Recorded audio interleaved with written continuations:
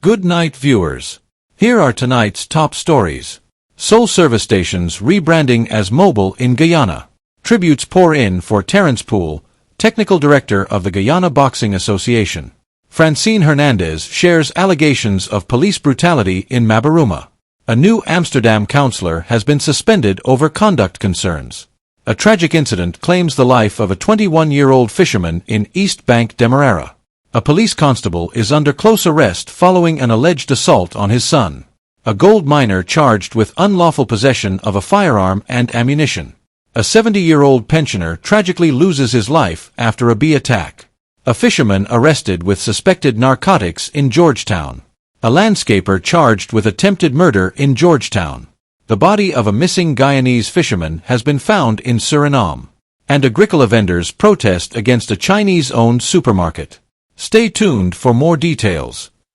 Landscaper charged with attempted murder in Georgetown. Joseph Jackman, a 35-year-old landscaper from Stevedore housing scheme, has been charged with attempt to commit murder following his arrest on September 28, 2024. The charge stems from an alleged incident involving rundell dowding. Jackman appeared before Magistrate Faith McGusty at Georgetown Magistrates Court No. 5 today, where the charge was formally presented. He was not required to enter a plea for the indictable offense. He was granted bail set at $150,000, and the case has been adjourned until October 16, 2024, for further reports and statements. Fisherman arrested with suspected cocaine in Georgetown. Tevin Bacchus, a 26-year-old fisherman from North Sofia, was arrested late last night by a police patrol unit for possession of suspected cocaine. The arrest took place around 10:10 p.m. in Bel Air, Georgetown. According to reports, a mobile patrol unit, led by a sergeant, observed Bacchus acting suspiciously while standing on the western parapet of the highway. Upon investigation, the officers conducted a search and discovered a transparent plastic bag containing a cream-colored substance, believed to be cocaine, in Bacchus's left pants pocket. Following his arrest, Bacchus was taken to the Albertown police station, where the suspected narcotics were weighed, totaling 31.1 grams. He was informed of the charges against him and cautioned accordingly. Bacchus is currently in custody as investigations continue. Body of missing Guyanese fisherman found in Suriname. The body of 20-year-old fisherman Nizam Javar, who was reported missing earlier this week, has been recovered from the bank of a river in Suriname. Javar, originally from Adelphi New area, East Kange, Region 6, had been working and living in Suriname for the past 2 years. Family members were informed that Javar fell off a fishing boat near Paramaribo. His brother, Akram Javar, learned about the incident through social media and subsequently reached out to one of his brother's associates, who confirmed that Nizam had drowned. Indira Garukaran, Javar's foster mother, stated that they attempted to gather information from the boat captain and others involved, but details remained scarce. They told us that he went to check on the fishing net and fell off. We are still trying to figure out what really happened, she explained. The family was informed that his body was found on a sandbank, although they expressed uncertainty about the details. A Surinamese woman familiar with Javar was reportedly able to identify the body. Diawati Naurang, Javar's mother, shared that her son left Guyana in 2022 and had not returned since. She had spoken to him just last week, when he expressed his intention to come home for Christmas. Tragic incident claims life of 70-year-old pensioner after bee attack. Imran Ali, a 70-year-old pensioner known as Buddy, tragically lost his life yesterday after being attacked by a swarm of bees while clearing land near his home at Lot 24 Novar. The incident occurred around 11 a.m. when Ali and his worker, 43-year-old Dale Husher, inadvertently disturbed a bee nest. According to reports, Ali's wife, Zina Ali, heard Husher's cries for help and rushed outside, where she found her husband on the ground, surrounded by bees. Despite efforts from nearby residents to rescue him, they were unable to save him. Husher, who managed to escape, described how the swarm attacked them during their work. Ali was transported to the Mahayakoni Public Hospital, where he was pronounced dead by medical personnel. His body has been transferred to the Central Islamic Organization of Guyana, CIOG, mortuary for a post-mortem examination. Gold miner charged with unlawful possession of firearm and ammunition. David Phillips, a 53-year-old gold miner from Pittsburgh, has been charged with unlawful possession of a firearm and ammunition following his arrest at 5-Stage Backdam on September 27, 2024. He faces charges under Section 16, 2, 16(a) and Section 16(b) of the Firearms Act, Chapter 1605. Phillips appeared before Magistrate Rabindranath Singh via Zoom conference from the Port Kaituma police station. He pleaded not guilty to the charges and was subsequently remanded to prison. The case has been adjourned to November 6, 2024, for further proceedings. Police constable under close arrest following alleged assault on son. Police Constable Mark Ford has been placed under close arrest at the La Grange police station following an alarming incident on September 30, 2024. The incident, which was captured on video, shows Ford allegedly assaulting his 17-year-old son. According to preliminary reports, the altercation began when the father accused his son of neglecting his household chores. An argument escalated, leading to Ford allegedly striking the teen, resulting in visible injuries to the boy's face and body. The teenager managed to escape and sought refuge with his uncle, Inspector Joseph Grant, who then accompanied him to the Parfait Harmony police station to file a formal report. The teen has since received medical attention for his injuries. Mark Ford has been taken into custody as investigations into the matter continue. The police department emphasizes its commitment to addressing all allegations of misconduct, particularly involving domestic violence. Tragic incident claims life of 21-year-old fisherman in East Bank Demerara.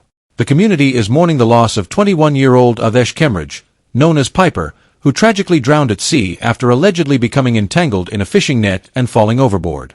According to family members, Kemraj was reportedly throwing out the net when the incident occurred, though no witnesses aboard the boat could confirm the details. The alarm was raised only after Kemraj was discovered missing, leading to the recovery of his body once the net was pulled up. The vessel has since docked in Berbice, where police began an investigation. Kemraj's body was transported to the New Amsterdam hospital and subsequently to a mortuary. Family members expressed their concern, stating, "The wife of the boat owner informed us of the incident on September 27, 2024, but since then, we have not received any updates." They are seeking clarity on the circumstances surrounding this tragic event. New Amsterdam councillor suspended over conduct concerns. The mayor and town council of New Amsterdam has suspended Councillor Carol Trimbaggett from her duties, effective immediately. This action follows a motion passed on September 30, 2024, invoking Cap 28:01 Standing Order 9H, aimed at upholding decorum within the governing body. The suspension arises from ongoing concerns regarding Councillor Trimbaggett's disruptive and disrespectful behavior towards the mayor and fellow councillors, which has prompted significant alarm among council members. The council emphasizes the importance of professionalism and integrity, stating that all members must engage in constructive dialogue to effectively serve the community. In its resolution, the council reminds elected officials of their responsibilities and the trust placed in them by the citizens of New Amsterdam.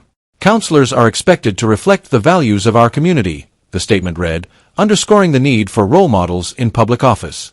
Despite some opposition to the suspension, the council maintains that the decision was lawful and not malicious.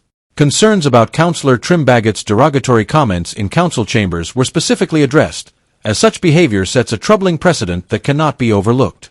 The council highlighted that suspensions in local governance are not unprecedented, referencing similar actions in the Guyana Parliament for misconduct. The chairman facilitated robust debate prior to the motion's approval, reinforcing the council's commitment to democratic principles. Soul service stations rebranding as Mobil in Guyana. The Soul Group has announced a significant rebranding initiative, transitioning its network of service stations in Guyana to the Mobil brand following a new agreement with ExxonMobil. This change takes effect immediately.